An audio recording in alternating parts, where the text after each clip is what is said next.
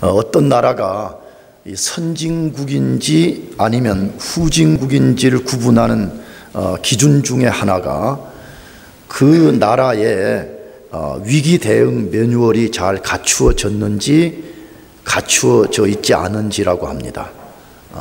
우리가 선진국인가 후진국인가 구분하는 거 여러 기준이 많이 있다 그래요. 근데 그 중에 하나가 위기 대응 매뉴얼이 잘 갖추어졌으며 그 다음에 위기가 왔을 때 그것을 잘 따라서 위기를 극복해 내는가가 기준 중에 하나라고 그럽니다. 최근 한국 정부와 이 사회에서도 위기 대응 매뉴얼을 만드는 데 고심하고 있다는 글을 제가 읽어봤습니다. 그 이유는 그동안 우리 한국이 여러 가지 사고가 났을 때 그것을 초기에 해결하는 능력이 없어가지고 엄청난 피해를 입었다 그래요. 그런데 최근에 이제 우리가 알듯이 세월호 침몰 사고, 메르스 사태, 북한의 공격을 받으면서 우리가 이렇게 해서는 안 되겠구나. 우리가 이 사건을 초기에 대응하는 국가적인 역량이 없이는 엄청난 피해를 입겠다라는 생각 때문에 피해를 최소화하기 위해서 이 국가적 매뉴얼 혹은 사회적 매뉴얼 혹은 직장의 매뉴얼을 만드는 일들을 하고 있다고 하는 것을 들었습니다. 우리가 이 세월호 침몰 사고의 가장 큰 피해의 원인이 무엇인가를 우리는 대충 압니다. 근데 그걸 조금 유식한 말로 하면 방금 말한 대로 가장 기본이 되는 매뉴얼 수칙을 따르지 않았다는 것입니다. 제가 그 글을 읽어보니까 예를 들어서 배가 전복되는 상황에서 가장 기본이 되는 매뉴얼은 전복 위험이 딱 경보가 울리면 제일 먼저 승객들에게 구명조끼를 지급하고 그 다음에 추위를 지켜보다가 함장이 선장이 사람들을 배 밖으로 탈출시키는 것이 가장 기본이라고 그래요. 그런데 이번 세월호 사건에서는 가장 기본이 되는 매뉴얼 수칙을 따르지 않아 가지고 엄청난 피해를 입었다고 하는 것을 보았습니다. 사고가 났을 때, 위기를 만났을 때 위기 대응 매뉴얼을 따르게 되면 혼란과 피해를 최소화시킬 수 있고 상황을 더 빨리 정상화시킬 수 있는 거 우리가 잘 알고 있습니다. 이 원리는 국가의 혹은 사회의 위험에도 적용이 되지만 우리 개인 신앙생활에도 그대로 적용된다고 저는 생각합니다. 우리 개인들이 살다가 보면 여러 가지 삶의 위기를 만나잖아요. 삶의 위기가 곧 신앙의 위기예요. 왜냐? 삶과 신앙이라는 것은 분리된 것이 아니기 때문에 우리가 삶의 위기를 만났을 때에 그것을 빨리 극복할 수 있는 원리 중에 하나가 영적 위기 대응 매뉴얼이 필요한 것이에요. 그래서 오늘 본문의 말씀도 우리에게 그것을 가르쳐 준다고 생각을 해요. 일종의 영적 위기 대응 매뉴얼에 대한 교훈이에요. 우리가 영적으로 삶의 위기를 만났을 때 우리가 어떻게 대처할 것인가, 가장 기본적인 대처 방법이 무엇인가, 이것을 우리에게 소개한다고 생각을 해요. 이 본문의 내용들 보면 야곱과 그의 가족들이 가장 비참한 자리에서 어떻게 다시 회복된 자리로 돌아갈 수 있었는지를 보여주고 있습니다. 실패라는 절망의 골짜기에서 어떻게 다시 승리라는 정상으로 올라갈 수 있었는지를 보여줍니다. 내가 좋아하는 어떤 신학자는 이렇게 표현했어요.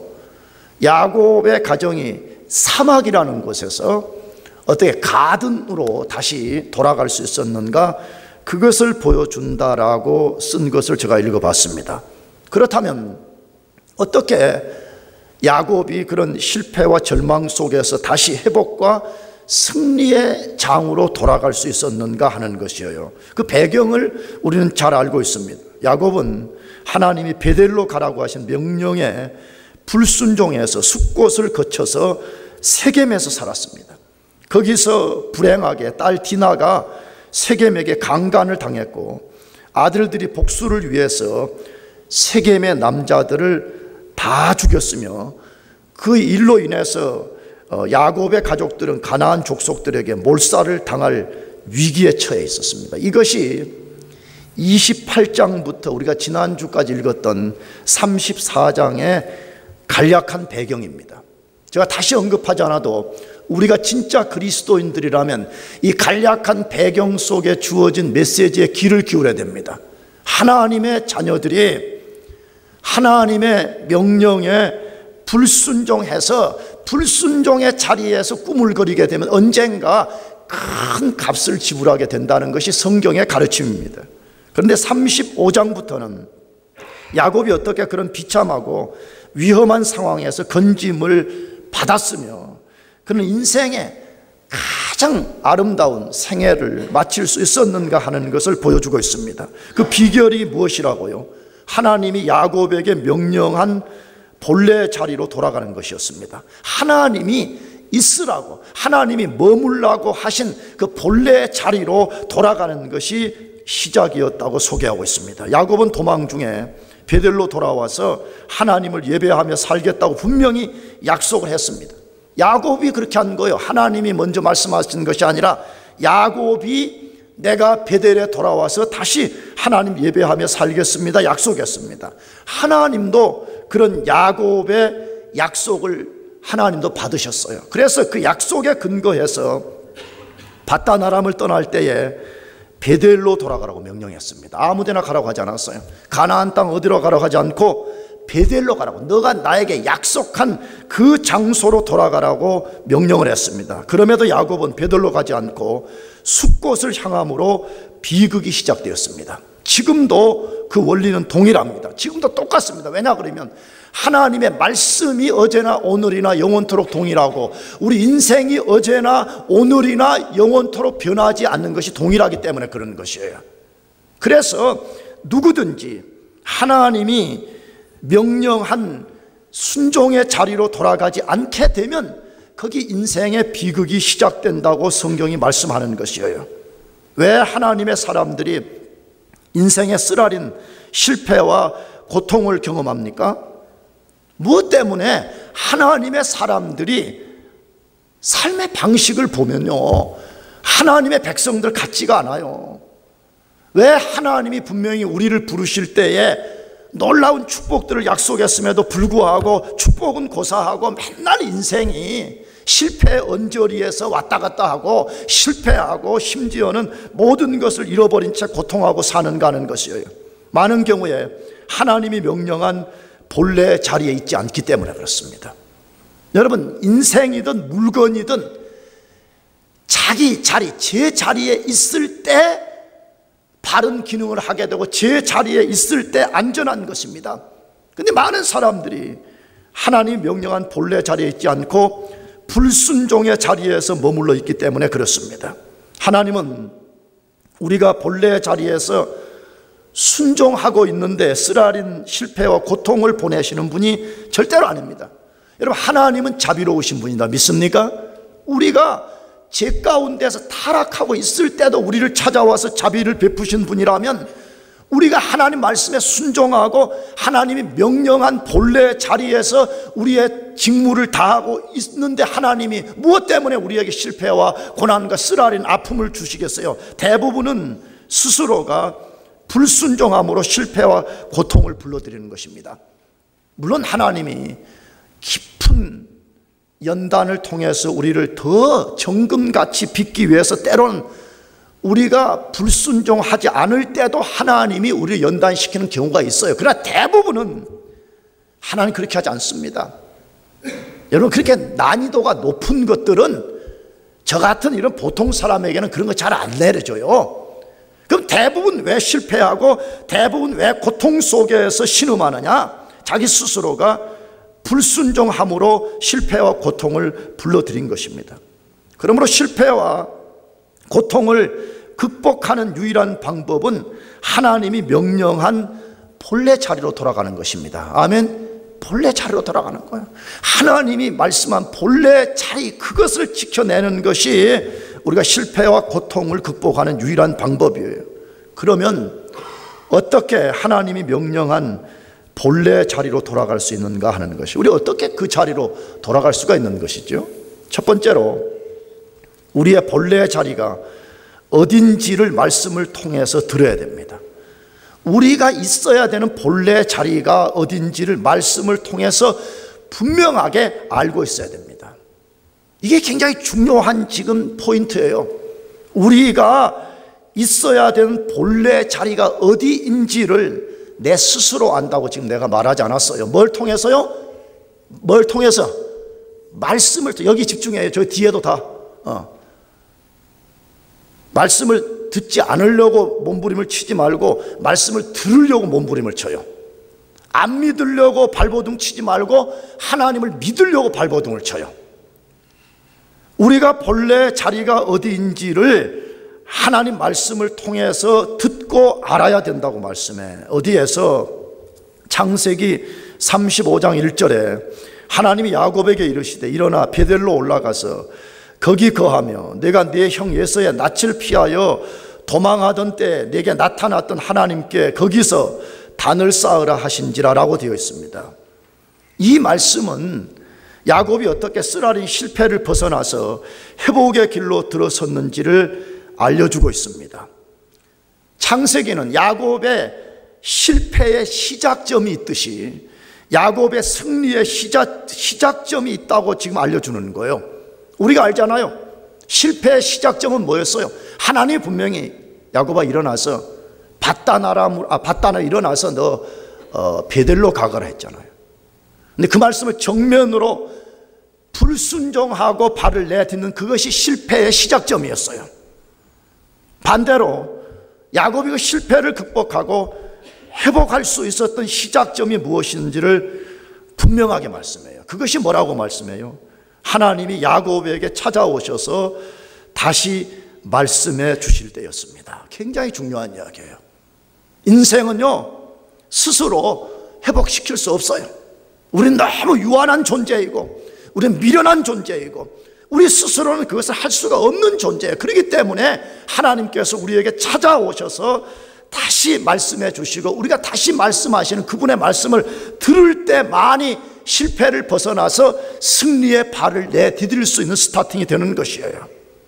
이것을 보면 이것이 하나님의 전적 은혜인 것을 알 수가 있어요. 우리가 지금까지 다루었듯이 야곱 생애 그냥 하나님 버려도 돼요. 왜? 하나님이 아주 분명하게 말씀했잖아요. 모호하게 말씀한 거 아니잖아요. 야곱아 너가 내 뜻을 내가 숨겨 놓을 거니까 너가 찾아서 알아봐라. 못 찾아서 야곱이 실패한 거 아니잖아요. 하나님 아주 분명하게 말씀했어요. 필요할 때마다 하나님이 아주 분명하게 말씀했음에도 불구하고 그 말씀을 정면으로 거역한 거잖아요. 정면으로 의도적으로 불순종한 거잖아요. 그래서 인생이 비극과 고통에 떨어졌다면 하나님이 그냥 버려도 되는 거예요. 하나님 책임이 전혀 없어요. 하나님의 명성에 조금도 누가 갈 수가 없어요. 그런데 하나님께서 그런 야곱을 불쌍히 여기신 거예요. 정말 불쌍히 여기신 거예요. 불쌍히 여겨서 하나님이 다시 찾아오셨고 다시 말씀해 주신 것이에요. 저는 이것이 하나님의 은혜일 뿐만 아니라 하나님의 자녀들인 우리가 영원한 파멸에 떨어지지 않는 비결이라고 생각합니다. 잘 보세요. 나는 여러분들에게 똑바로 예수 믿읍시다 하고 내가 도전하지만 내 모습도 여러분과 별 차이가 없어요. 내가 가장 아플 때는 그거예요. 정말 내 삶에 살아온 것대로라면 그냥 우리 예수 적당하게 믿고 그냥 적당하게 살다가 망칩시다 이렇게 하고 싶은 때가 있어요. 내가 그래 살지 못할 때도 있어요. 그래서 그럴 때는 그러고 싶어요. 우리 알잖아요. 우리가 얼마나 유한하고 연약한 존재인가를 우리가 알고 있지 않아요. 우리의 구원을 우리에게 맡겼다면 우리는 벌써 우리의 구원을 잃어버렸을 뿐만 아니라 파멸에 떨어졌을 것입니다. 그럼에도 불구하고 하나님이 다시 찾아오셔서 다시 말씀해 주시는 것이에요. 그런 아주 하나님 앞에 죄송해요. 영적 망나니 같은 삶을 사는 거죠. 망나니가 딴 거 아니잖아요. 부모가 자식에게 너 이렇게 살아야 옳은 것이라 라고 말씀하는데도 안 듣는 걸 망나니라 그러잖아요. 하나님이 분명하게 말씀해요. 이 길을 가거라. 이곳으로 가거라, 이렇게 살아라 말씀해도 안 듣는 것이에요. 영적 망나니처럼 살아가고 있음에도 불구하고 하나님은 다시 찾아오셔서 야곱에게 베델로 올라가라고 말씀하네요.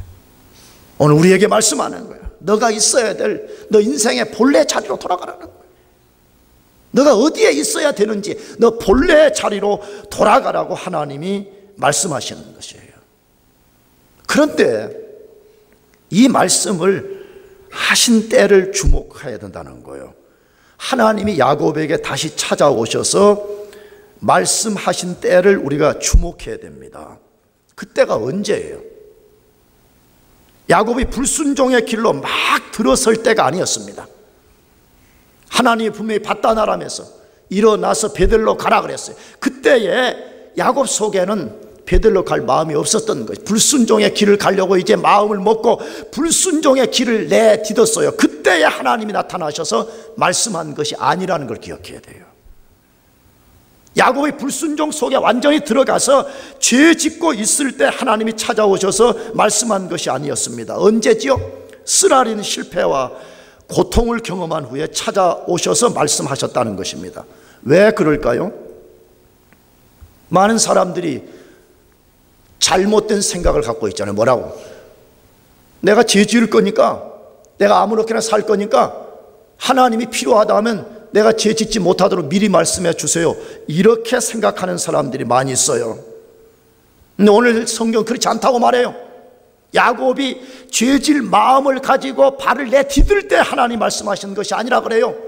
불순종 속에 들어가 가지고 완전히 실패하고 완전히 고통하고 완전히 비참한 속에서 값을 지불한 후에 하나님이 찾아오셔서 말씀하셨다는 거예요. 왜 그러신 거예요? 하나님 자신이 우리에게 분명하게 하신 말씀에 대해서 불순종할 때는요, 그것을 그대로 허용하십니다. 성경을 잘 보세요. 아담 하와가 하나님이 분명히 말씀하셨음에도 불구하고 선악과에 손을 내밀 때 하나님이 벼락을 내려서 그 손을 부러뜨리지 않았습니다. 허용했습니다. 따먹으라고 한 거예요.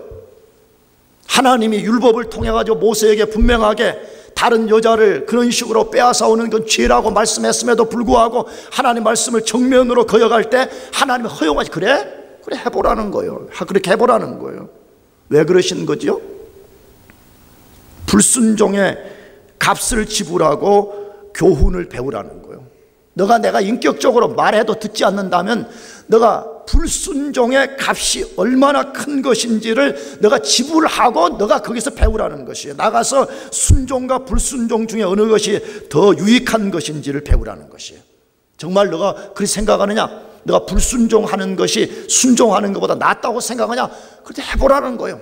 해보고 거기서 교훈을 배우라는 것이에요. 물론 하나님은 그렇게 허용하실 때 자기 백성들을 완벽하게 다시 이끌어갈 수 있는 능력을 갖고 있기 때문에 하나님이 그렇게 하시는 것이에요. 매우 우리가 경계해야 되는 말씀이죠. 잘 들어야 되는 말씀이죠. 하나님이 분명하게 말씀했음에도 불구하고 계속해서 불순종의 길을 간다면 하나님이 그냥 허용한다는 거 기억해야 돼요. 우리가 엄청난 값을 지불하고 엄청난 고통을 경험한 그 후에 하나님이 찾아오셔서 이제 깨달았느냐? 너 본래 자리로 돌아가라. 하나님이 그렇게 말씀하신다는 것이에요. 그러면 하나님이 야곱에게 찾아오셔서 베델로 돌아가서 무엇하라고 하셨어요? 본래 자리에 돌아가서 뭐하고 살라고 말씀하셨어요? 창세기 35장 1절 하반절에 내가 네 형 에서의 낯을 피하여 도망하던 때에 내게 나타났던 하나님께 거기서 단을 쌓으라 하신지라라고 되어 있습니다. 너 거기 돌아가서 뭐 하라고요? 단 쌓으라고 말씀했어요. 너 베델에 돌아가서 너 본래 자리에 돌아가서 하나님께 단 쌓으라 그렇게 말씀했어요. 이미 우리가 28장 전후를 다루면서 한번 설명했지만 단 쌓는 것이 무엇이에요? 여러분, 이것은 구약적 개념에서는 하나님의 이름을 높이며 제사를 드리는 것입니다. 하나님의 이름을 기념하여 그분과 교제하는 것입니다. 하나님을 의지하는 삶을 사는 상징적 행위 중에 하나가 단 쌓는 것입니다. 나가서 그분께 말씀에 순종하고 사는 것, 그것을 구약에서는 단 쌓는 것이다, 그렇게 말씀하는 것이에요. 여러분, 이것이 모든 인간이 돌아가서 행해야 될 본래의 일인 것입니다.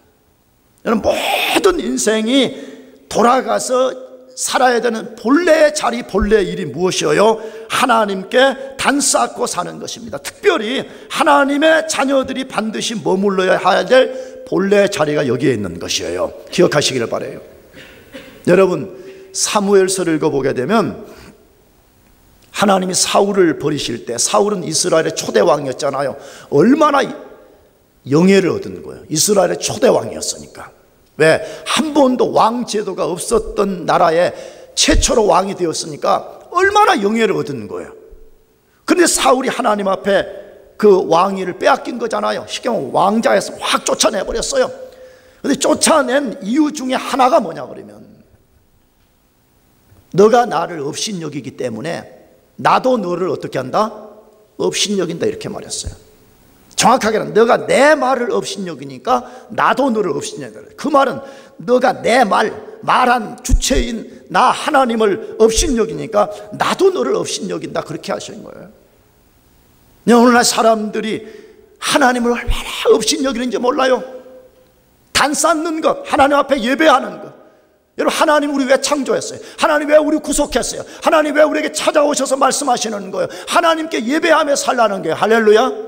다시 말하면 아까 말씀드린 대로 하나님 이름을 높이고 하나님 이름을 선포하고 유한한 우리 인생이 무한하신 하나님을 의지하고 그분께 순종하면서 살라는 거예요. 근데 그거 안 하겠다는 거예요. 그거 하는 걸 저기 발톱 밑에 때처럼 여겨버리고 더러운 신발처럼 여기기 때문에 하나님도 그런 사람을 소중히 안 여긴다는 것이에요. 우리 모든 인생이 돌아가야 될 본래의 자리가 어디에 있습니까? 특별히 하나님의 자녀들이 반드시 머물러야 될 자리가 어디에 있습니까? 나는 여러분이 진짜 호소해요.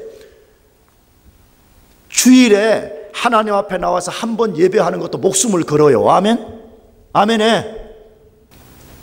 하나님이 우리 인생을 왜 창조하셨으며 왜 구속하셨는지를 우리는 똑똑히 기억해야 되는데, 그 중에 하나가 이사야 43장 7절 말씀이에요. 무릇 내 이름으로 일컫는 자 곧 내가 내 영광을 위하여 창조한 자를 오게 하라. 그들을 내가 지었고 만들었느니라. 놀라운 선포를 하고 있는 거지요. 무릇 내 이름으로 일컫는 자 곧 내가 내 영광을 위하여 창조한 자들을 오게 하라고 그렇게 말씀해요. 하나님이 우리를 왜 창조했어요? 하나님이 왜 우리를 구속했어요?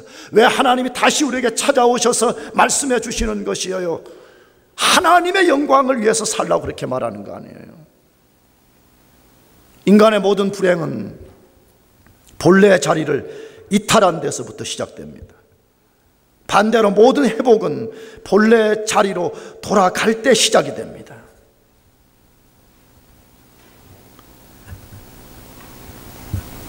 우리가 본래의 자리로 돌아가지 않고는 회복될 소망이 없습니다. 절대 우리가 현재의 자리보다 더 뛰어넘는 승리의 자리로 나아갈 수 없는 것입니다. 그런데 왜 많은 사람들이 야곱처럼 본래의 자리로 돌아가지 못하는가 하는 것이에요. 왜 본래의 자리로 돌아가야만 된다는 것을 이론적으로는 알매도 불구하고 왜 돌아가지 못하고 방황하고 꾸물거리고 하나님의 성령을 근심케 하고 사는가 하는 것이에요. 야곱을 보세요. 야곱은 자기가 본래 돌아가야 될 자리가 어딘지를 몰랐던 사람이 아니었어요. 정확하게 들었어요.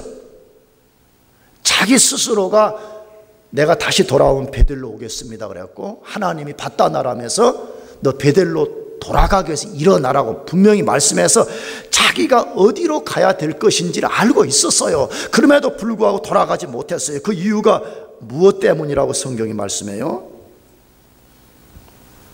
우리가 이미 다루었듯이 야곱이 끊임없이 불순종을 선택하는 것이에요. 매 순간 선택의 상황에서 불순종을 선택하고 육신에 지배된 삶을 살았기 때문입니다. 그런 사람의 특성은 뭐예요? 내가 어디로 돌아가야 된다는 것을 이론적으로는 알지만 돌아갈 능력을 상실해버린 것입니다. 그러니까 생각밖에 없어요. 맨날 말만, 이론만 있는 것이지 내가 실제 돌아가야 되겠다고 하는 의지적 결단과 행동을 해낼 수가 없는 것입니다. 그래서 생각은 늘 있어. 생각은 언젠가 잘 믿어야지, 언젠가 돌아가야지, 언젠가 내가 본래 자리에 있어야지 생각은 할 수는 있지만 돌아갈 수가 없는 것이에요. 그래서 하나님이 찾아와서 다시 동일하게 말씀해 주셨던 것입니다. 똑같은 말씀이었어요. 하나님이 다시 찾아와서 말씀한 거 전혀 새로운 말씀이 아니었어요. 다시 어디로 돌아가라? 베델로 돌아가라고. 과거에 했던 그 말씀을 다시 하나님께서 들려주셨다고 되어 있어요. 무슨 이야기예요? 우리가 진짜 본래의 자리로 돌아가고 싶다면 우리는 하나님 말씀을 듣지 않으면 안 된다는 거예요. 하나님 말씀을 들을 때만이 우리 죽었던 영이 살아나게 되고 희미해진 기억이 다시 분명하게 되고 하나님 말씀은 살았고 능력이 있기 때문에 그 말씀이 우리의 영혼을 깨우치고 그 말씀이 우리 영혼 속에 들어와서 우리가 하나님 말씀에 순종하고 결단하고 헌신하는 역사를 만들어낸다고 말씀하고 있는 것이에요. 그래서 하나님 말씀을 안 들으면 죽는 거예요. 그래서 예수님이 마태복음 4장에 위대한 말씀을 하신 거죠. 사람이 떡으로만 살 것이 아니요 하나님의 입으로 나오는 모든 말씀으로 살 것이니라고 했어요. 할렐루야. 여러분, 사람은 절대 밥만 먹는 존재로 지어지지 않았어요. 여러분 잘 보세요. 나도 여러분도 우리가 그렇게 삼겹살도 먹고 스테이크도 먹고 보약도 먹고 뭐 진생 뭣도 먹고 비타민 C, D 뭐 F 뭐 있나 모르겠나 하여튼 막 엄청 먹는 거 아니에요. F는 없나? 철분 뭐 그런 거 아니야? 없대. 하여튼 그래 됐어요. 중요하지 않으니까. 왜 그렇게 먹고도 맨날 우리가 빌빌빌하나? 영적으로 말해요. 사람들이 이렇게 생각해요. 내가 건강하지 않기 때문에. 물론 그럴 수 있어요. 그러나 아까도 말씀드렸지만 하나님 말씀을 듣지 않아서 죽는 거예요. 잘 생각해 보세요. 사람이 떡으로만 사는 것이 아니다. 그럼 하나님 우리 인간을 창조할 때 떡도 필요하지만 하나님 말씀도 필요한 존재로 지었다고 하면 우리는 밥 한 끼만 알먹으면 손이 벌벌 떨린다 그러고 뭐 힘이 없다 그렇게 말하면서 하나님 말씀은 듣질 않잖아요. 겨우 주일에 와서 한번 하나님 말씀을 듣는데 그것도 절반은 졸고 그 중에 절반은 딴 생각하고 그 중에 절반은 듣는 둥 마는 둥 하니까 하나님 말씀을 듣질 않으니까 그 영혼이 살아날 수가 없다는 것이에요. 하나님이 오늘 야곱에게 찾아와서 그를 다시 살려서 본래의 자리로 돌아가게 하는 원리가 어디에 있는지를 우리가 기억해야 됩니다. 하나님 말씀을 들을 때만 가능하다는 거예요. 여러분, 하나님 말씀을 듣기를 소원합니다. 하나님 들어요. 하나님 부지런히 들어요. 하나님 부지런히 읽어요. 하나님 부지런히 여러분 마음속에 꽉 채워요. 그럴 때만이 우리가 본래에 돌아갈 자리가 어디인가를 분명하게 알 뿐만 아니라 돌아갈 수 있는 결단과 능력을 갖게 되고 우리가 돌아가는 발을 내디딜 때 거기 하나님의 역사가 시작되는 것입니다. 우리가 어떻게 하나님이 명령한 본래 자리로 돌아갈 수 있어요? 우리의 본래 자리로 돌아가기 위해서 순종을 결단해야 됩니다. 다른 말로 하면 의지적 결단이 필요하다고 말해요. 우리가 돌아가야 될 본래 자리가 어딘지를 알았다면 돌아가기 위해서 의지적 결단, 철저한 순종의 결단을 해야 된다고 말해요. 그것이 35장 2절 3절 말씀이에요. 야곱이 이에 자기 집사람과 자기와 함께한 모든 자에게 이르되 너희 중에 이방 신상을 버리고 자신을 정결케 하고 의복을 바꾸라. 우리가 일어나 베델로 올라가자. 나의 환난 날에 내게 응답하시며 나의 가는 길에서 나와 함께 하신 하나님께 내가 거기서 단을 쌓으려 하노라 하매라고 되어 있습니다. 야곱이 하나님이 본래 자리로 돌아가라고 명령을 하셨을 때 어떻게 반응했는가를 지금 여기 소개한 거죠.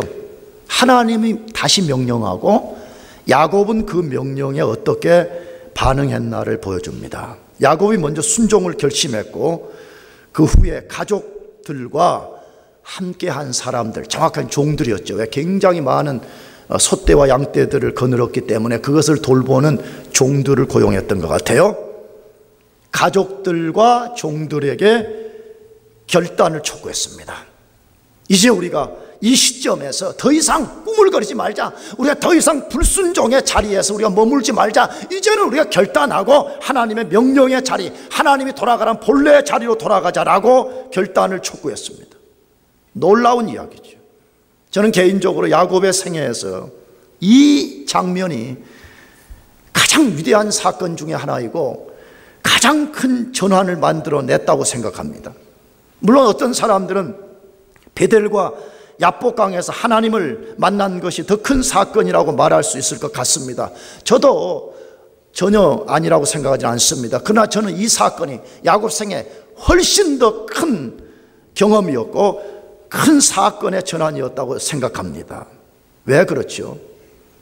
여러분, 누구든지 야곱이든 우리든 간에 죄 가운데 살다가 그것을 버리고 돌아서는 것이 결코 쉬운 것이 아니기 때문에 그렇습니다.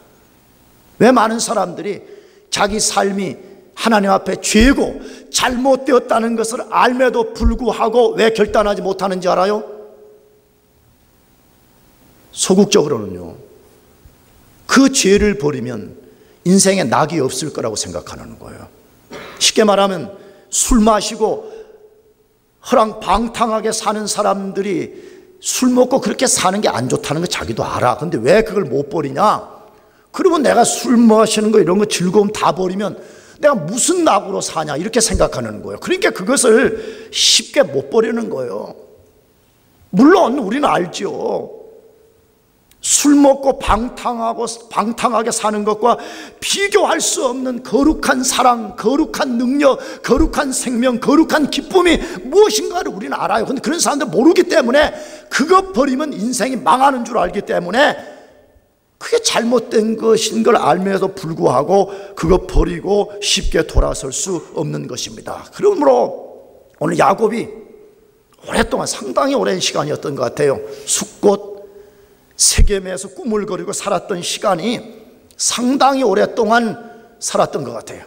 근데 거기서 단호하게 자기가 결심을 하고 나아가서 온 가족들, 나가서 자기 집에 있는 모든 사람들에게 결단을 촉구한 것, 결코 쉬운 사건이 아니었음을 보여주고 있습니다. 여러분, 여기서 뭘 보여줘요? 죄로부터 돌이키는 영적 각성과 회복은 한 사람의 결단에서 시작된다는 것이에요.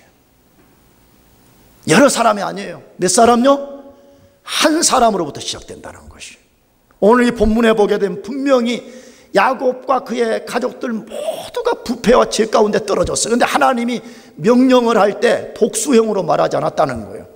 야곱의 식구들아 이렇게 말하지 않고 야곱에게, 야곱아 라고 단수로 분명하게 야곱에게 말하는 것이, 왜? 한 사람이 결단하게 될 때에 어떤 역사를 만드는가를 하나님이 아시는 거예요. 그 가정에 가장된 한 사람이 똑바로 신앙생활을 하고 똑바로 하나님께 반응을 하면 어떤 역사를 만들 것인가를 하나님이 아셨기 때문에 그러는 거예요. 나는 그래서 부탁하는 거예요. 나와 아내된 우리 자녀들 모두가 하나님과 똑바로 살아야 되면 특별히 가장된 사람들이 똑바로 살아야 돼.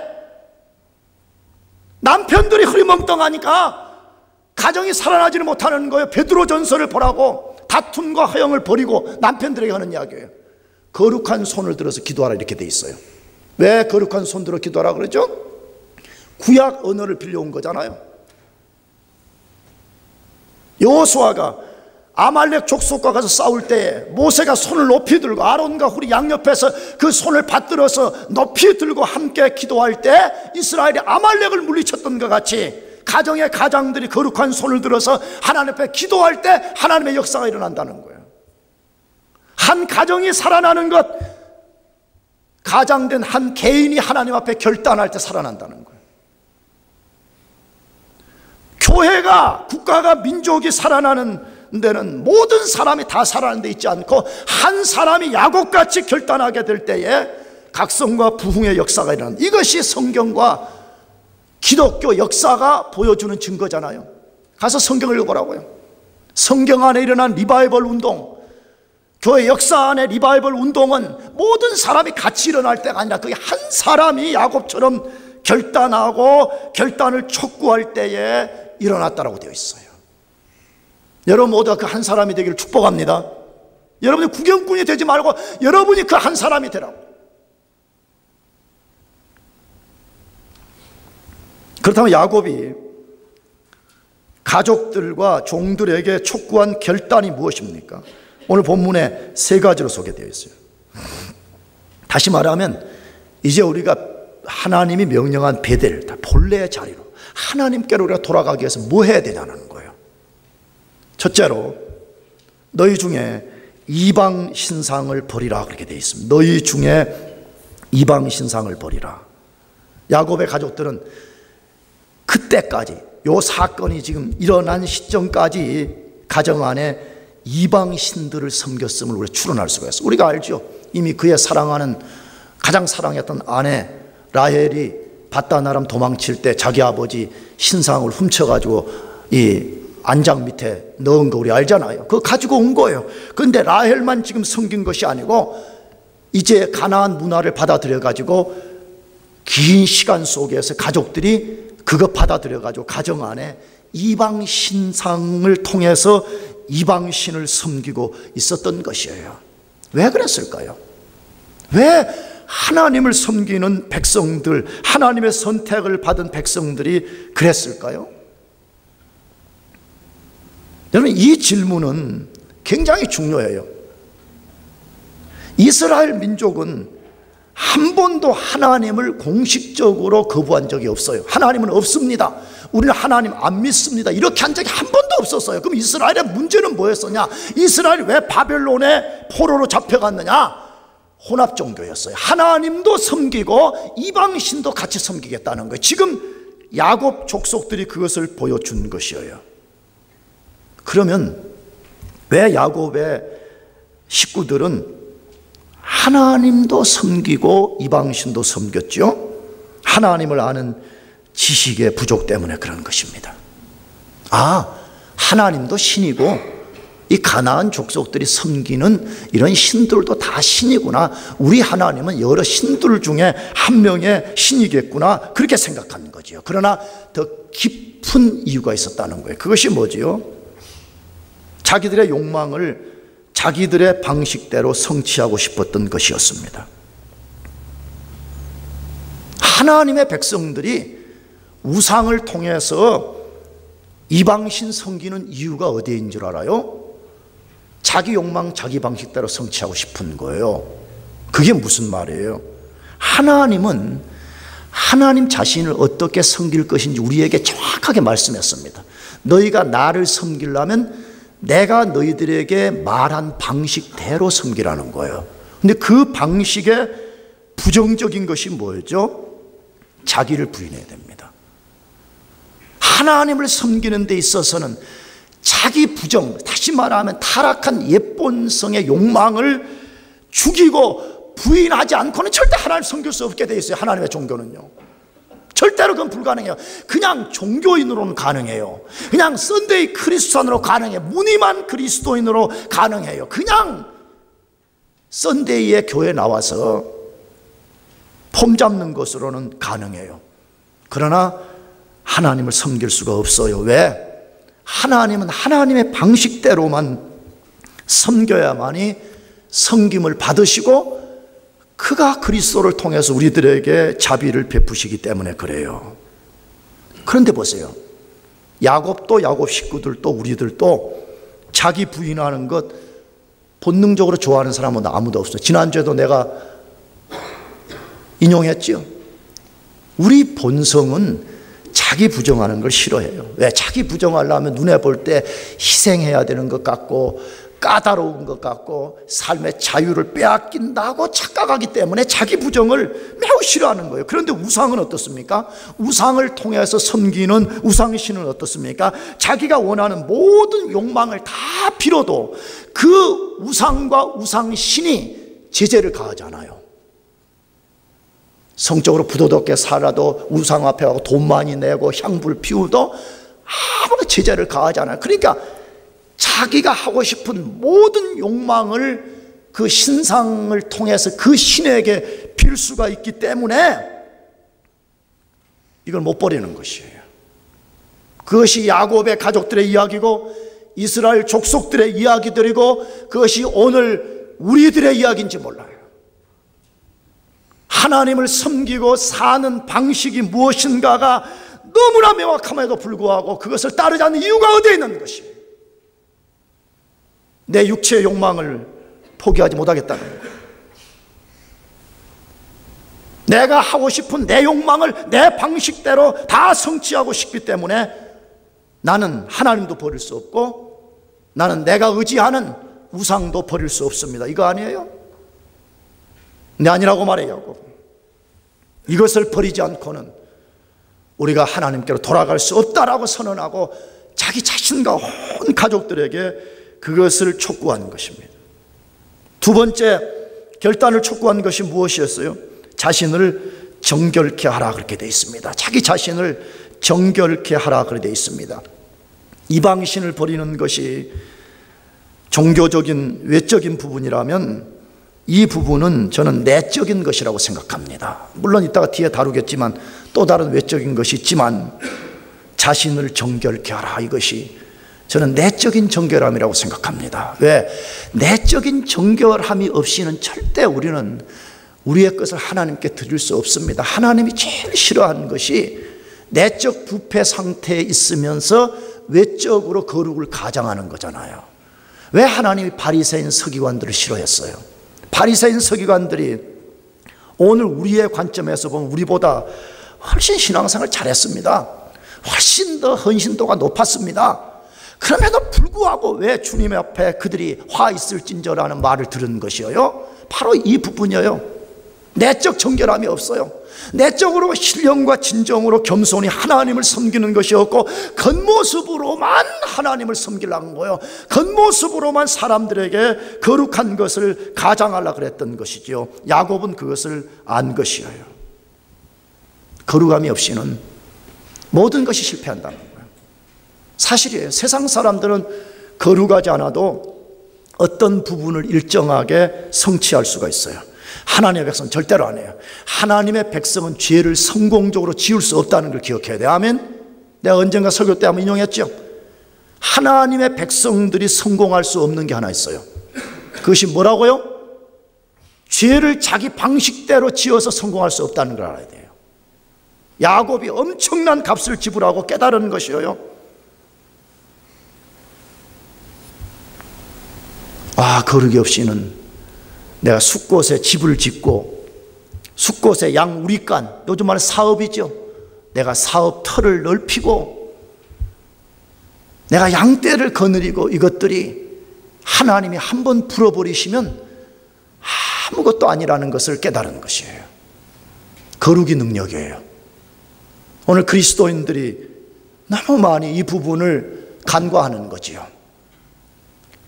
자신을 정결케 하는 일에 힘쓰지 않고 그냥 무슨 액티비티 좀 하면, 그냥 대충 그냥 종교인의 무슨 폼을 잡으면 거기에 능력이 있을 것이라고 생각하는 사람들이 얼마나 많은지 몰라. 거룩이 능력이에요. 에베소서 6장에 주님이 우리 보고 하나님의 전신갑주를 입으라고 하신 그 말씀을 다 읽어보시고 그 말씀의 전신갑주가 무엇이에요? 적이 사단이 불화살을 쏘고 창을 우리 앞에 확 찔러대도 우리가 그걸 다 막아낼 수 있는 능력인데 그 전신갑주의 핵심은 뭐죠? 우리가 하나님 말씀에 순종해서 거룩하게 사는 것이라고 말해요. 그러면 사단이 뚫을 공간이 없는 거예요. 사단이 우리 속에 어떻게 침투해 들어오지요? 정결하지 않은 그 부분에 구멍이 생긴 걸 안 거예요. 그래서 그 부분에 자기 생각을 밀어넣거나 아니면 그가 불화살을 쏘아 넣든지 아니면 날카로운 창날을 우리 속에 밀어넣는 것이에요. 그런데 우리가 거룩함을 통해 가지고 우리가 허점을 보이지 않아요. 전신갑주를 우리가 완전히 입게 되는 것이에요. 여러분, 이것이 능력이고 이것이 승리의 비결이에요. 세 번째로 야곱이 무엇을 촉구했어요? 의복을 바꾸라라고 했습니다. 의복을 바꾸라 그랬습니다. 사실은 요즘은 우리가 세탁기 이런 게 발전해가지고 쉽게 빨래도 하고 옷도 갈아입고 하루에 두 번, 세 번도 갈아입고 그러지만 여러분, 고대 당시에 옷도 귀하고 고대 당시에 옷 갈아입는 거 그것이 결코 쉬운 거 아니었어요. 저도 어렸을 때 보면요, 여러분 부모님 세대 다 그랬을 거예요. 다 진짜 단벌 신사에 옷 한 벌 갖고 사는 거야. 때국물이 찔찔 흐르면서까지 그렇게 살았지. 야곱 때도 당연히 그랬죠. 그런데 야곱이 그의 모든 식솔들에게 옷을 바꾸라라고 했어요. 옷을 바꾼다는, 바꿔 입는다는 의미는 무엇이에요? 이것도 성경 언어대로 우리가 이해해야 되는 거죠. 왜? 성경에 많은 곳에 의복을 바꾸어 입으라, 옷을 바꾸라는 용어가 굉장히 많이 나오기 때문에 그래요. 그럼 왜 성경은 그렇게 표현하죠? 옷은 그 사람의 righteousness를 상징으로 보여주는 것이기도 하고, 그 사람의 행실을 보여주는 것이기도 하고, 그 사람의 삶의 방식 혹은 삶의 가치관에 대한 표현인 것이에요. 야곱과 그의 가족들의 의와 행실과 삶의 방식은 철저히 부패하고 더러운 것들이었습니다. 우리는 이미 그것을 읽었었잖아요. 도저히 이방인들도 쉽게 할 수 없는 그런 죄를 뻔뻔하게 짓고 그런 죄를 무감각하게 지었다고 성경이 신랄하게 우리에게 소개했잖아요. 야곱 가족들의 삶의 방식과 의는 이사야 64장 6절 상반절의 말씀과 같았습니다. 대저 우리는 다 부정한 자 같아서 우리의 의는 더러운 옷 같으며 그렇게 되어 있습니다. 하나님이 보실 때 한 번도 세탁해서 입지 않은 1년 내내 입은 그 더러운 똥냄새가 날 만큼 더럽고 얼룩져 있고 찢어져 있고 그런 모습 같다라고 말하는 거예요. 야곱이 깨달은 거예요. 우리의 지금 하나님 앞에 모습은 그런 더러워진 옷과 같은 모습이라는, 그래서 우리가 옷을 바꿔 입지 않은 거예요. 무슨 말이죠? 이제 지금까지 우리가 살아왔던 잘못된 삶의 행실, 삶의 방식, 잘못된 것을 추구하고 살았던 이 가치관들을 우리가 완전히 버리고 우리가 결단하자, 그렇게 하는 것이에요. 여러분, 그렇게 하기를 축복합니다. 그렇게 할 때만이 우리가 하나님께로 돌아갈 수 있고, 그렇게 할 때만이 우리에게 진짜 살 길이 주어진다고 성경이 말씀해. 그렇지 않고는 우리는 계속 숫꽃과 세겜에서 꾸물거리다가 비극을 경험한 야곱처럼 살 수 있다고 성경이 경고하고 있는 것이에요. 그런데 우리가 야곱의 결단에 주목할 행동이 있음을 우리가 발견하게 돼요. 야곱이 결단을 촉구하면서 자기 식솔들에게 한 말이 뭐지요? 일어나, 이렇게 돼, 일어나 이렇게 되어 있습니다. 우리가 일어나 베델로 올라가자 그렇게 되어 있어요. 우리가 일어나서 베델로 올라가자, 이 말을 주목해야 되는데, 이 단어는 야곱의 의지적 결단을 보여주는 단어입니다. 그런데 과거에도 야곱은 일어나서 이렇게 하자라고 한 것을 2번씩이나 보여준 적이 있어요. 창세기 31장 17절하고 32장 22절에 보면 그때도 일어나 이렇게 돼 있어요. 일어나 이렇게 돼 있어요. 그때도 의지적 결단을 했어요. 그런데 그때의 의지적 결단은 불순종을 위한 결단이었습니다. 내가 일어나기는 일어나는데 나는 불순종할 거라는 거예요. 나는 일어나기는 일어나는데 나는 베델로 돌아가지 않고 내가 원하는 대로 가겠다고 한 것이었어요. 그러나 이번에는 순종을 위한 결단이었습니다. 무엇이 보여줘요? 일어나 어디로 가자 그랬어요? 베델로 가자고 돼 있어요. 이제 우리가 일어나서 베델로 올라가자라고 되어 있습니다. 정말 저는 이것이 우리 그리스도인들의 아름다운 모습이라고 생각합니다. 우리가 연약하기 때문에 불순종할 수 있고 실패할 수 있고 어그러진 길을 갈 수가 있습니다. 우리는 천국 갈 때까지 완전하게 이것을 해낼 사람이 아무도 없기 때문에 그렇습니다. 그러나 깨달은 후에는 순종을 위한 의지적 결단을 하는 것이 매우 중요합니다.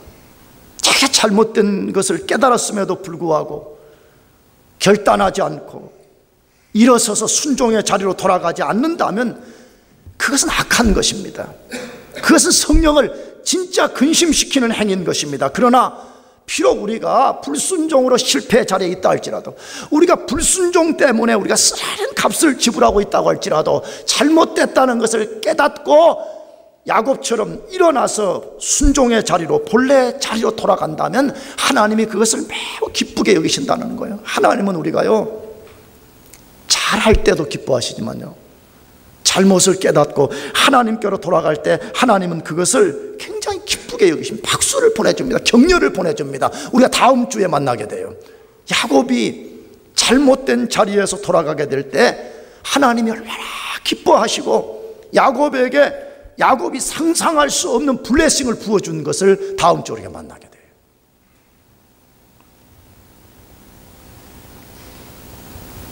본래 자리로 돌아가기 위해서 우리 모두가 순종을 위한 의지적 결단을 내리시기를 바랍니다. 마지막 세 번째로, 우리가 본래 자리로 돌아가려면 어떻게 해야 되냐 하는 것이에요. 우리의 본래 자리에 서 있기 위해서 전적으로 헌신해야 된다고 말해요. 우리가 본래 자리에 돌아가서 그 자리를 잘 지키고 우리가 살기 위해서는 전적으로 헌신이 필요하다고 말해요. 창세기 35장 4절에서 5절 상반절 말씀이에요. 그들이 자기 손에 있는 모든 이방신과 자기 귀에 있는 고리를 야곱에게 주는지라 야곱이 그것들을 세겜 근처 상수리 나무 아래 묶고 발행하였으나 라고 되어 있습니다. 무슨 말씀 소개하죠? 야곱이 하나님의 명령을 받았어요. 그래서 야곱이 결단을 하고 자기가 자기 가족과 종들에게 결단을 촉구했어요. 그때 그 촉구를 받은 가족과 종들이 결단하고 어떻게 헌신했는가를 지금 이 구절에서 소개하고 있는 거죠. 야곱의 결단의 촉구를 듣고 그들이 한 일이 무엇이라 그래요? 자기들이 가지고 있던 이방신과 자기들의 귀에 있는 고리를 빼서 야곱에게 주었다 그래 돼 있어요. 이방 신상은 이해가 돼요. 왜? 아까 그것은 설명했으니까. 그런데 지금 그들이 귀에 끼고 있는 귀고리를 다 빼서 그것까지 야곱에게 주었다고 하는 것이에요. 귀고리, 그러면 이건 뭘까 하는 것이에요. 이 귀고리는 이 당시에 이방신을 섬기는 것과 관련되어 있었다고 성경은 우리에게 암시적으로 말해요. 그 중에 대표적인 것이 출애굽기 32장 3절.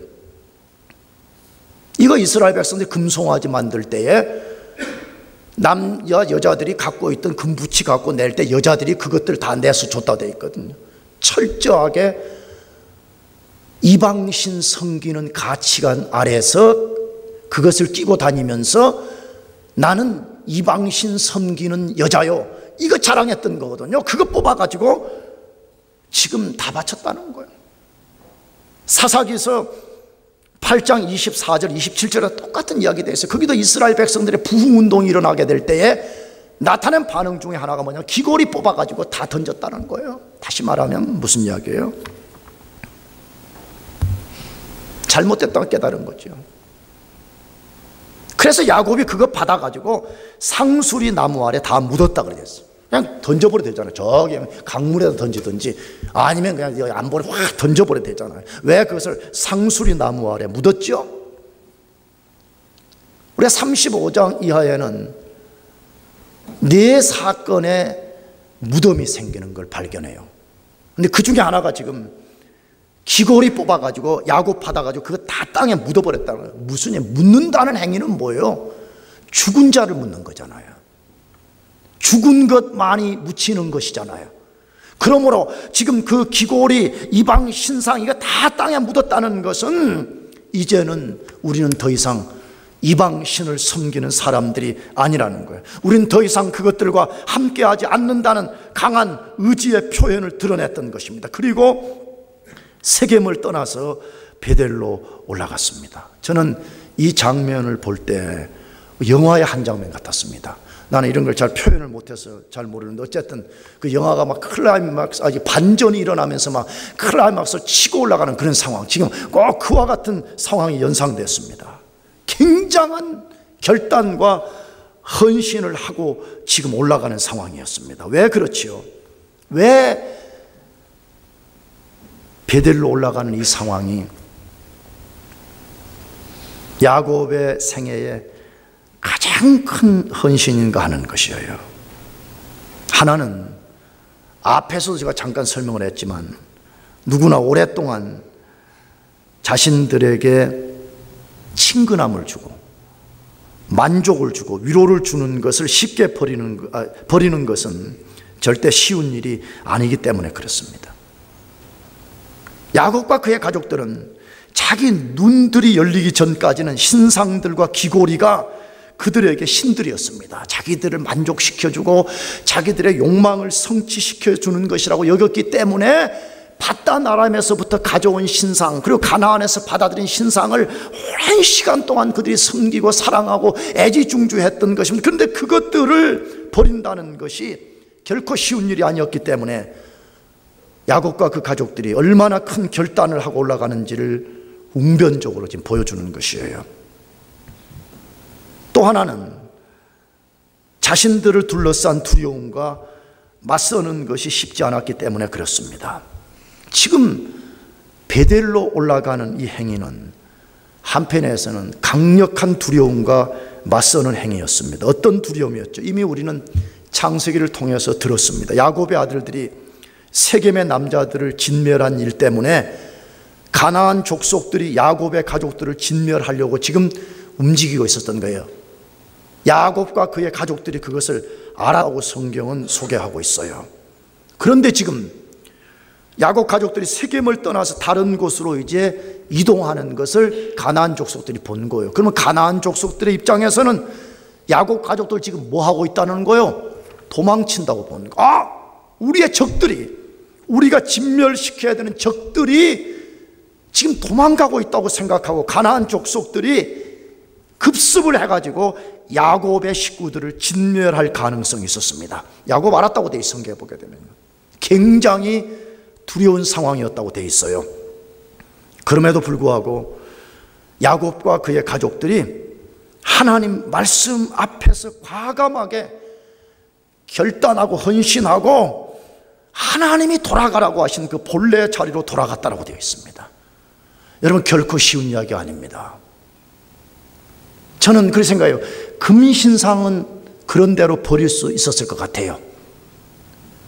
근데 내가 발을 움직이는 순간에 적들이 나를 급습할 수 있는 상황이라는 것을 알매도 불구하고 쉽게 발을 옮길 수 있었을까 하는 것이에요. 우리가 결단하지 못하는 이유가 이렇게 하면 이게 두렵고 저렇게 하면 저게 두렵고 이렇게 하면 이게 겁나고 이렇게 하면 이러니까 못하고 인생의 숫꽃, 인생의 세겜에서 비참한 삶을 사는 경우가 얼마나 많아요. 그러나 오늘 야곱과 그의 가족들이 이러한 상황에도 불구하고 결단하게 될 때에 거기에 놀라운 결과가 왔다고 되어 있어요. 그것이 무엇이에요? 창세기 35장 5절에서 7절 말씀이에요. 그들이 발행하였으나 하나님이 그 사면 고울들로 크게 두려워하게 하신 거로 야곱의 아들들을 추격하는 자가 없었더라. 야곱과 그와 함께한 모든 사람이 가나안 땅 루스 곧 베델에 이르고 그가 거기서 단을 쌓고 그곳을 엘 베델이라 불렀으니 이는 그 형의 낯을 피할 때에 하나님이 그에게 거기서 나타나셨음이더라라고 되어 있습니다. 결단할 때 어떤 결과가 왔다 그래요? 하나님이 큰 역사를 나타내 주셨다고 되어 있어요. 그 역사 중에 하나가 뭐예요? 하나님의 두려움이 이렇게 되어 있어요. 이걸 좀 풀어서 말하면 하나님이 가지신 두려움이 있다는 거예요. 그 두려움을 가나안 땅에 꽉 하나님이 내리시니까 가나안 족속들이 지금 우리 적들이 도망가는데 가서 저들을 죽여야 되는데 생각은 있지만 자기들이 알지 못한 어떤 두려움들이 자기들을 꽉 음습해가지고 야곱의 가족들을 추격할 수 없었더라고 되어 있어요. 이것이 하나님의 전능하고 거룩한 두려움인 것입니다. 성경을 읽으시 바랍니다. 이 하나님의 두려움이 성경 안에 반복적으로 드러나는데 여호수아서를 읽어봐도 우리가 하나님 말씀에 이스라엘 백성 순종만 하면 하나님의 두려움으로서 적들을 제압시켜서 적들이 벌벌 떨고 있는 눈앞에서 이스라엘 백성들을 공격해야 된다고 생각은 했지만 그들을 공격하지 못하는 거예요. 오늘 우리가 두려움을 맞이하지만 하나님 말씀을 붙잡고 결단하기만 한다 그러면 하나님의 두려움으로 우리가 두려워하는 것을 이기게 해주신다는 거 믿습니까? 이걸 믿어야 되죠. 신앙생활은 이걸 믿고 하는 거잖아요. 신앙생활은 교회 와서 노래만 부르는 것이 아니에요. 신앙생활은 우리 앞에 두려움이 직면하지만 내가 하나님 말씀에 순종하게 될 때 하나님의 두려움으로서 내 두려움을 제압할 것이라는 것을 믿고 나가는 거잖아요. 모든 가나안 족속이 아무도 야곱의 가족들을 추격하지 못했다 그렇게 되어 있습니다. 나가서 야곱의 가족들이 베델에 안전하게 도착해서 단을 쌓고 그 단의 이름을 불렀다라고 되어 있는데 그 단의 이름이 거기 기록되어 있잖아요. 뭐라고 썼어요? 엘 베델이라 이렇게 엘 베델 이렇게 되어 있어요. 우리가 성경을 잘 이해하려면 오늘 읽은 본문만 우리가 알면 안 되고 이 이야기가 어디와 연결되어 있는가를 우리가 잘 주목하는 게 필요한데 분명히 야곱은 세겜에 와서도 단 쌓았다 그랬죠. 세겜에 와서 단 쌓을 때에 그 단의 이름을 엘엘로헤 이스라엘이라고 단 쌓았다 그래 돼 있어요. 그리고 다시 지금 베델로 돌아와서 단 쌓고 엘 베델이라 불렀다는 거예요. 근데 성경은 전혀 다른 단이라고 말해요. 전혀 세겜에서 쌓았던 단과 베델로 다시 돌아와서 쌓은 단은 완전히 달랐다 그렇게 말해요. 어떤 면에서 완전히 다른 것이에요? 내가 설교할 때 말씀드렸죠. 세겜에서 쌓은 것은요, 불순종한 상황에서, 불순종한 땅에서 자기 양심의 고통을 잠재우기 위해서 세운 거예요. 그러나 오늘 이 베델은 뭐예요? 하나님 명령에 순종하고 하나님이 돌아가라고 한 본래 자리에 돌아와서 그 단을 쌓을 때 하나님의 반응이 달랐다는 거예요. 뭐가 달랐죠? 세겜에서 쌓았을 때는 하나님이 나타나지 않았습니다. 그러나 우리가 다음 주에 우리가 읽을 성경 본문에 보게 되면 야곱이 베델에서 단을 쌓았을 때에 하나님이 다시 나타나셨다고 되어 있어요. 하나님이 순종을 통한 단을 받았다는 거예요. 순종 속에서 드리는 예배를 하나님께서 받으셨다라고 성경이 우리에게 분명하게 말씀하고 있어요. 여러분, 우리가 하나님께로 돌아가서 하나님이 받으심직한 그러한 삶과 예배를 드리기 위해서는 야곱과 같이 전적으로 헌신하는 게 필요하다는 거예요. 내가 하나님께 돌아가기 위해서 필요하다면 내가 과거에 즐겼던 것을, 아까워하던 것을 과감하게 결단하라는 것이에요.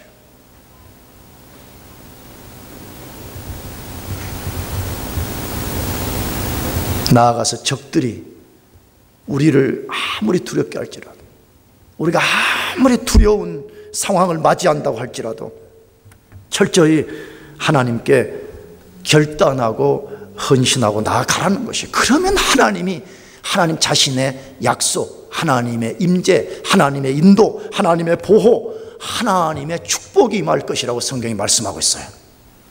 혹시 여러분 중에서 본래 자리에 있어야에도 불구하고 이탈해서 실패와 고통을 경험하는 사람들이 있다면 더 이상 미루지 말기를 바라요. 오늘 이 시간 결단하고 하나님께로 돌아가기를 축복합니다.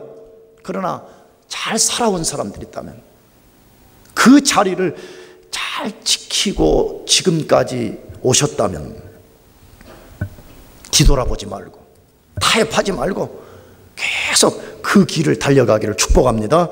기도하겠습니다. 우리 같이 자리에서